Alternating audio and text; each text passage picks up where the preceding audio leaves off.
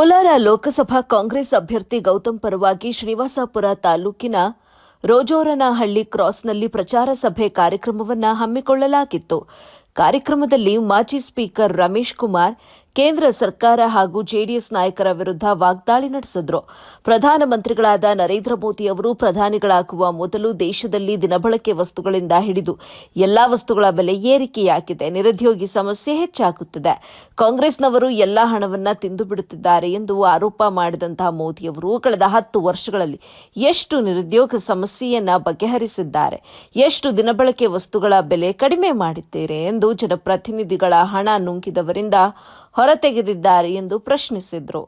10 ವರ್ಷಗಳಲ್ಲಿ ನಿಮ್ಮ ಸಾಧನೆ ಏನು ಅಂತ ಸಹ ಪ್ರಶ್ನಿಸಿ ಜೂನ್ 4ರಂದು ದೇಶಕ್ಕೆ ಹಿಡಿದಿರುವ ಶನಿ ತೊಲಗಲೆಂದು ದೇವರಲ್ಲಿ ಪ್ರಾರ್ಥನೆ ಮಾಡುತ್ತೇನೆ ಅಂತ ಹೇಳಿದ್ರು.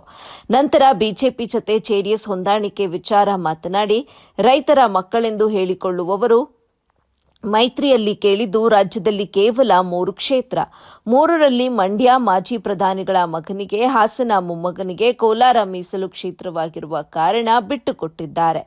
ಇಲ್ಲವಾದರೆ ಕುಟುಂಬದಲ್ಲಿಯೇ ಒಬ್ಬರನ್ನ ಇಲ್ಲಿಯೂ ಅಭ್ಯರ್ಥಿ ಮಾಡುತ್ತಿದ್ದರು. ಅಳಿಯನಿಗೂ ಕೇಳಿದ್ದಾರೆ. ಕೊಡಲಿಕ್ಕೆ ಒಪ್ಪದ ಸಂದರ್ಭದಲ್ಲಿ ಬಿಜೆಪಿ ಪಕ್ಷದಿಂದಲೇ ಕೊಡಿ ಎಂದು ಬೆಂಗಳೂರು ಗ್ರಾಮಾಂತರಕ್ಕೆ ಅಭ್ಯರ್ಥಿ ಮಾಡಿದ್ದಾರೆ. ನೀವೇ ಯೋಚನೆ ಮಾಡಿ ಅಂತ ಹೇಳಿದ್ರು.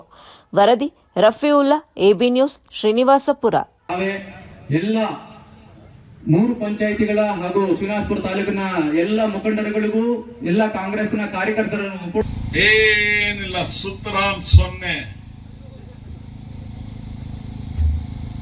నిమ్మది ఇది తెచ్చినండి 5 కేజీలు ప్రతి పేదోళ్ళకి ఇవ్వాలని చెప్పి వీళ్ళేం చేశారు, ఇచ్చేలేదండి. మీకు ఇచ్చేలేదు, ఎవరిని అడిగి మీరు జనాలు చెప్తారు ఇస్తామన్నారు. ಪ್ರಧಾನಮಂತ್ರಿ ಅಂದ್ರೆ ಪ್ರಧಾನಮಂತ್ರಿನೇ ತಾನೆ, ಆತ್ಮ ಮಗನ ಚೀಫ್ ಮಿನಿಸ್ಟರ್, ತಂದೆ ಪ್ರಧಾನಮಂತ್ರಿ, ಮಗ ಮುಖ್ಯಮಂತ್ರಿ. ಸೇರಿದ ಯಾರ ಜೊತೆಗೆ? ಬಿಜೆಪಿ ಜೊತೆಗೆ. ಟೋಟಲ್ ಸೀಟ್ ಎಷ್ಟು ಕರ್ನಾಟಕದಲ್ಲಿ ಪಾರ್ಲಿಮೆಂಟ್ಗೆ? 28. 28ರಲ್ಲಿ ಇವ್ರು ತಗೊಂಡಿದ್ದೆಷ್ಟು? ಒಬ್ಬ ಪ್ರಧಾನಮಂತ್ರಿ, ಒಬ್ಬ ಮುಖ್ಯಮಂತ್ರಿ.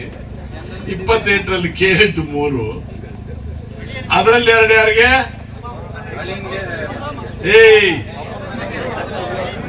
ಮಗನಿಗೊಂದು ಮೊಮ್ಮಗನಿಗೊಂದು. ಅಳಿಯನಿಗೆ ಕೇಳಿದ್ರೆ ಅವರೇ ಇಲ್ಲ, ಓವರ್ಲೋಡ್ ಆಗಿದೆ, ಬಸ್ ಜಾಸ್ತಿ ಕೊಡಕ್ಕಾಗಲ್ಲ ಅಂದ್ರೆ, ಹಂಗಾದ್ರೆ ನಿಮ್ ಲೆಕ್ಕದಲ್ಲಿ ಕೊಡಿ ಅಂತ ಅಲ್ಲಿ ಕಳಿಸ. ಇವ್ರ ಹಣೆ ಬರಕ್ಕೆ ಅವ್ರ ಹತ್ರ ಹೋಗಿ ಡೊಗ್ ಸಲಾಂ ಹೊಡಿತಾ ಇರೋರು ನಮಗೊಂದು ಹೇಳೋದು, ರೈತರ ಮಕ್ಕಳು ನೀವೆಲ್ಲ JDSಗೆ ವೋಟ್ ಹಾಕಿರಪ್ಪ, ಪಾಪ ಇದು ರಿಸರ್ವ್ಡ್ ಸೀಟು.